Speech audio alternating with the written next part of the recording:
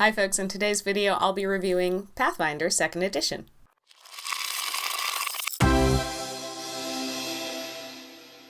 A couple years ago, Ryan and I talked about our experience doing the Pathfinder 2 playtest, if you want to check that out. And I've recently gotten to start playing in a game running Pathfinder, so actually getting to experience like the rules at the table rather than just reading it. So I thought it was a great time to share with you some of my thoughts about the system. At times I am going to compare Pathfinder 2nd Edition to Dungeons & Dragons 5th Edition, just because they're the kind of two big fantasy role-playing games that are out there, and a lot of people kind of choose one or the other. Alright, so let's jump into the things that I really enjoy about Pathfinder 2nd Edition.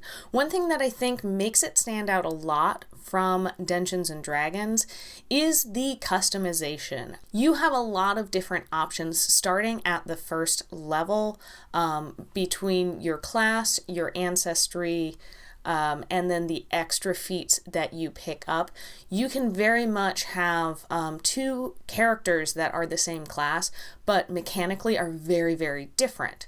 And I really like that because especially with like 5th edition, a lot of people end up starting at 3rd level because that's kind of when you specialize with your classes and get a bunch of those fun abilities. Whereas with Pathfinder, you start that specialization off pretty much from the start.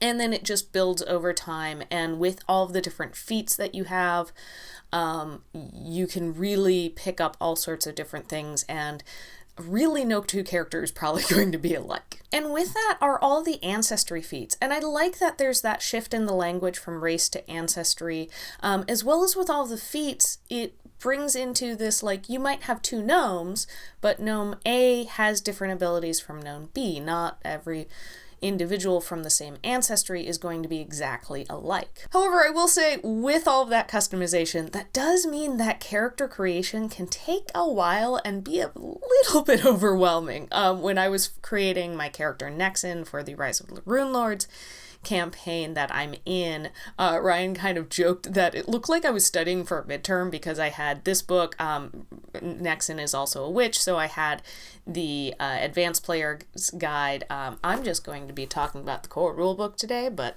just that's also out there.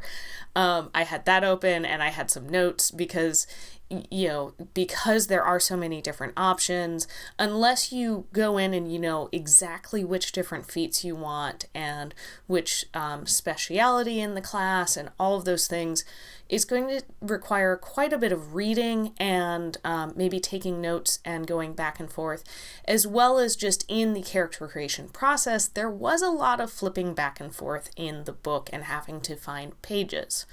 Now, that being said, the book is laid out fairly well, and most of the time that I had to go try and find something, it gave me the page number, which was helpful. And like, this is a pretty massive book. I mean, look at that.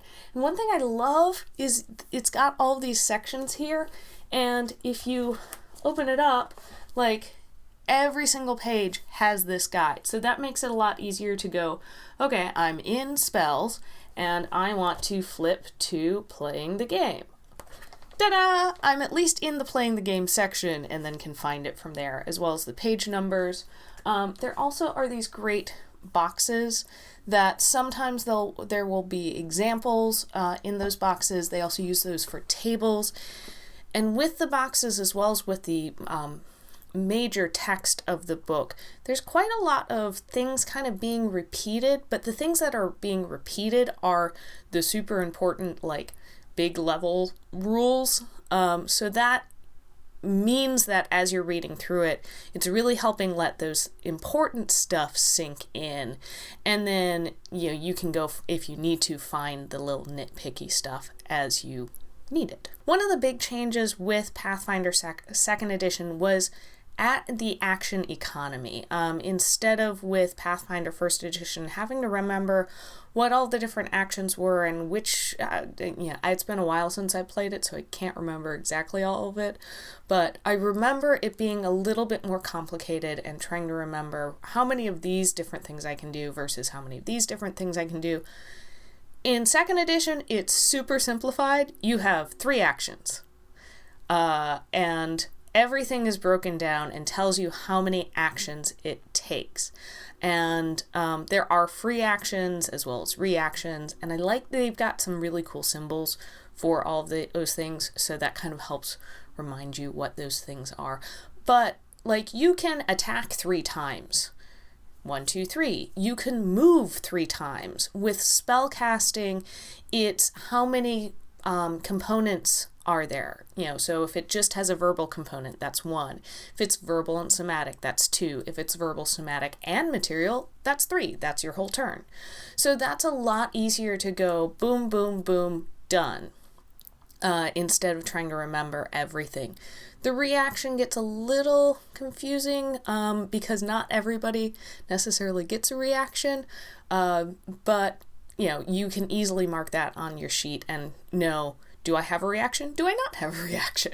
Additionally, I feel like 2nd edition spends a little bit more time on the other 2 aspects of the kind of 3 aspects of the game besides combat, which are social and exploration, which I like because I like a game that has kind of a nice mix of all 3 of them, whereas to me, at least, Pathfinder 1st edition tended to err more on the combat side, a little bit more of a hack and slash. Like, I expect every game to have a encounter of some kind, whereas with 2nd edition, don't necessarily feel like that is as necessary. And some of that is also, it feels like they have really diversified the world that has been established. So there's a lot more things that you can kind of do in Pathfinder. It is still very much a fantasy setting, but you can have all sorts of different cultures, and it feels a little bit more easier to find the fantasy game that you want to play in this system. So overall, I would say, compared to 1st edition, now granted it's been 8 years maybe since I played 1st edition, 2nd edition feels less crunchy to me. It feels a lot more straightforward, easier to pick up. Character creation is still a bit big, but maybe a little less so. Now, I do think that there still is a lot that falls on the game master. You do have some little bit crunchy of things dealing with criticals and all of that. So, if as a game master, I think you'll do better if you read the book and really have a good understanding of the rules. That being said, it also, I think, is a game system that lends itself well to if you have an experienced game master who's familiar with the rules and has a good idea of how to run the system. It's great to throw new players in, or at least new players to the system, and it's easier for them to pick up, whereas I felt Pathfinder 1st edition needed a little bit more somebody helping out the new player, looking over their shoulder and helping figure out the rules, especially when it came to combat. One thing that they kept that we experienced in the playtest and I thought was really awesome was the dying and wounded mechanic. And this adds a nice element of it's a little bit more dangerous. It doesn't feel as much like in Dungeons and Dragons where it's like, I got knocked down and I'm dying and now I'm back up, and I got knocked down and I'm dying and I'm back up, and it kind of doesn't matter how many times you are dying.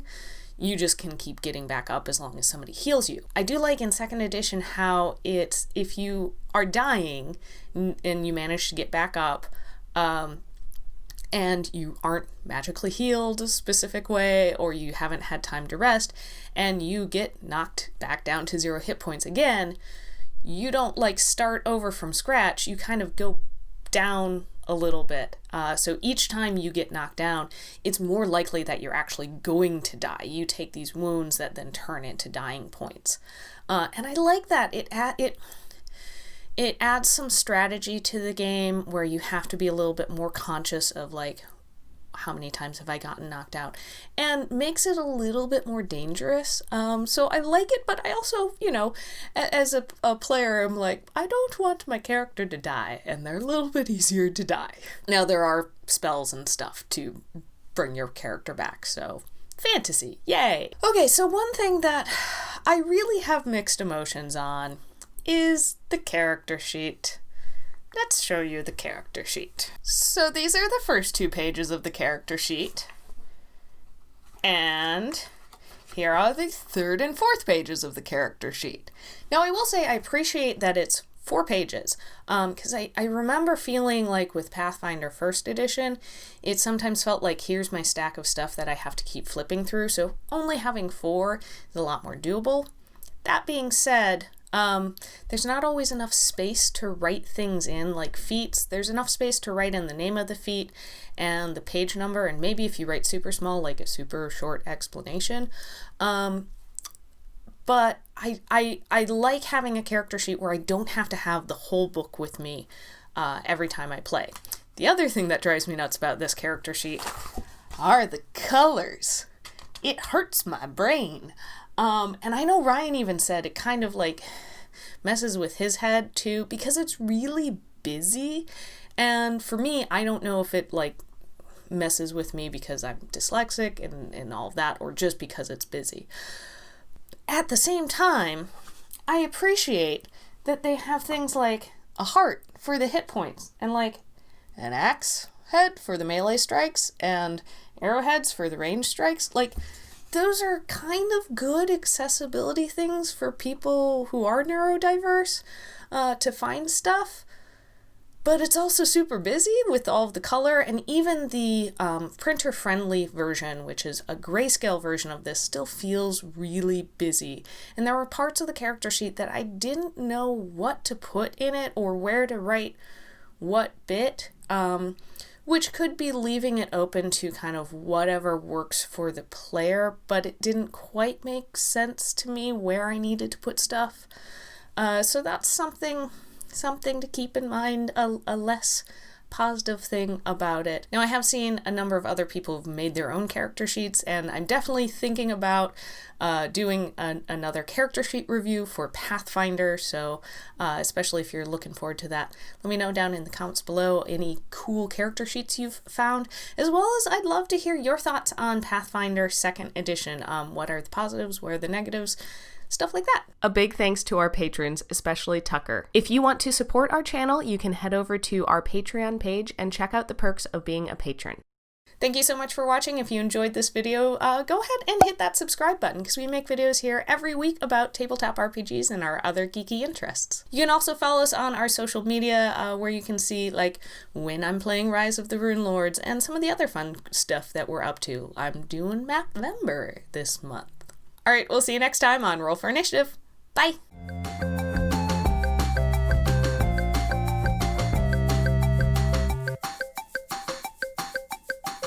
There's also an index in the back, and like, you know, the